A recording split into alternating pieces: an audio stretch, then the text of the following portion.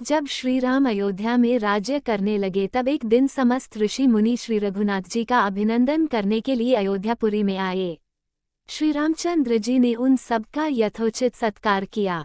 वार्तालाप करते हुए अगस्त्य मुनि कहने लगे, युद्ध में आपने जो रावण का संहार किया वह कोई बड़ी बात नहीं है, परंतु द्वंद्व युद्ध में लक्ष्मण के द्वारा इंद्रजित का वध सबसे अधिक आश्चर्य की बात है। यह मायावी राक्षस युद्ध में सब प्राणियों के लिए अवध्य था। उनकी बात सुनकर रामचंद्र जी को बड़ा आश्चर्य हुआ।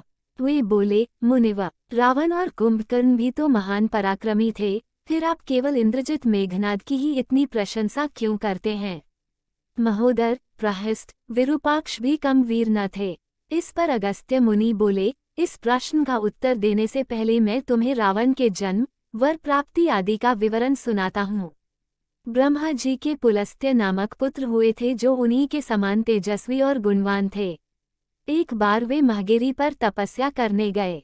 वह स्थान अत्यंत रमणीक था, इसलिए ऋषियों, नागों, राजर्षियों आदि की कन्याएं वहां क्रीड़ा करने आ जाती थीं। इससे उनकी तपस्या में विघ्न पड़ता था।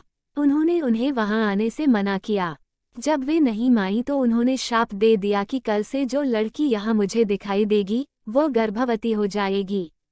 शेष सब कन्याओं ने तो वहां आना बंद कर दिया, परंतु राजर्षि तृणबिंदु की कन्या शाप की बात से अनजान होने के कारण उस आश्रम में आ गई और महर्षि की दृष्टि पड़ते ही गर्भवती हो गई।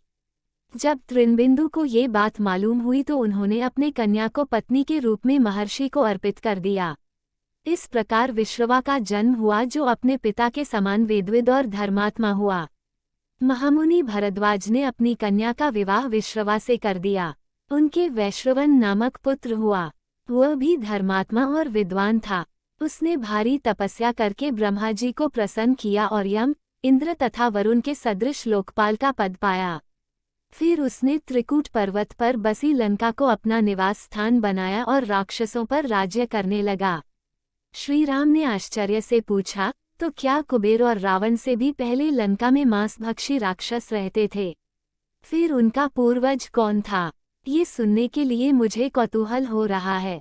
तब अगस्त्य जी बोले, पूर्वकाल में ब्रह्मा जी ने अनेक जल जंतु बनाए और उनसे समुद्र के जल की रक्षा करने के लिए कहा। तब उन जंतुओं में से कुछ बोले कि हम इसका रक्षण रक्षा करेंगे और कुछ ने कहा कि हम इसका यक्षण पूजा करेंगे। इस पर ब्रह्मा जी ने कहा कि जो रक्षण करेगा वह राक्षस कहलाएगा और जो यक्षण करेगा वह यक्ष कहलाएगा। इस प्रकार वे दो जातियों में बंट गए। राक्षसों में हेती और प्रहेती दो भाई थे। प्रहेती तपस्या करने चला गया, परंतु हेती ने भया से विवाह किया जिससे उसके विद्युतकेश नामक पुत्र उत्पन्न हुआ। विद्युतकेश के सुकेश नामक पराक्रमी पुत्र हुआ। सुकेश के माल्यवान, सुमाली और माली नामक 3 पुत्र हुए। तीनों ने ब्रह्मा जी की तपस्या करके यह वरदान प्राप्त कर लिए कि हम लोगों का प्रेम अटूट हो और हमें कोई पराजित न कर सके। वर पाकर वे निर्भय हो गए और सुरों असुरों को सताने लगे। उन्होंने विश्वकर्मा से एक अत्यंत सुंदर नगर बनाने के लिए कहा। इस पर विश्वकर्मा ने उन्हें लंकापुरी का पता बताकर भेज दिया। वहां वे बड़े आनंद के साथ रहने लगे। माल्यवान के वज्रमुष्टि, विरूपाक्ष, दुर्मुख, सुप्ताघ्न, यज्ञकोप, मत और उन्मत्त नामक 7 पुत्र हुए। सुमाली के प्रहस्त्र, अकंपन, विकट, कालिकामुख, धूम्राक्ष, दंड, सुपार्श्व, सहनादि, प्रधस एवं भारकन नाम के 10 पुत्र हुए। माली के अनल, अनिल, हर और संपाति नामक 4 पुत्र हुए। ये सब बलवान और दुष्ट प्रकृति होने के कारण ऋषि मुनियों को कष्ट दिया करते थे। उनके कष्टों से दुखी होकर ऋषि मुनिगण जब भगवान विष्णु की शरण में गए तो उन्होंने आश्वासन दिया कि हे ऋषियों, मैं इन दुष्टों का अवश्य ही नाश करूंगा। जब राक्षसों को विष्णु के इस आश्वासन की सूचना मिली तो वे सब मंत्रणा करके संगठित हो माली के सेनापतित्व में इंद्रलोक पर आक्रमण करने के लिए चल पड़े। समाचार पाकर भगवान विष्णु ने अपने अस्त्र शस्त्र संभाले और राक्षसों का संहार करने लगे। सेनापति माली सहित बहुत से राक्षस मारे गए और शेष लंका की ओर भाग गए। जब भागते हुए राक्षसों का भी नारायण संहार करने लगे तो माल्यवान क्रुद्ध होकर युद्धभूमि में लौट पड़ा। भगवान विष्णु के हाथों अंत में वह भी काल का ग्रास बना।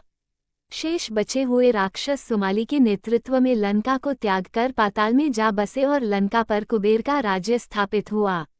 अब मैं तुम्हें रावण के जन्म की कथा सुनाता हूँ। राक्षसों के विनाश से दुखी होकर सुमाली ने अपनी पुत्री कैशी से कहा कि पुत्री, राक्षस वंश के कल्याण के लिए मैं चाहता हूँ कि तुम परम पराक्रमी महर्षि विश्रवा के पास जाकर उनसे पुत्र प्राप्त करो। वही पुत्र हम राक्षसों की देवताओं से रक्षा कर सकता है।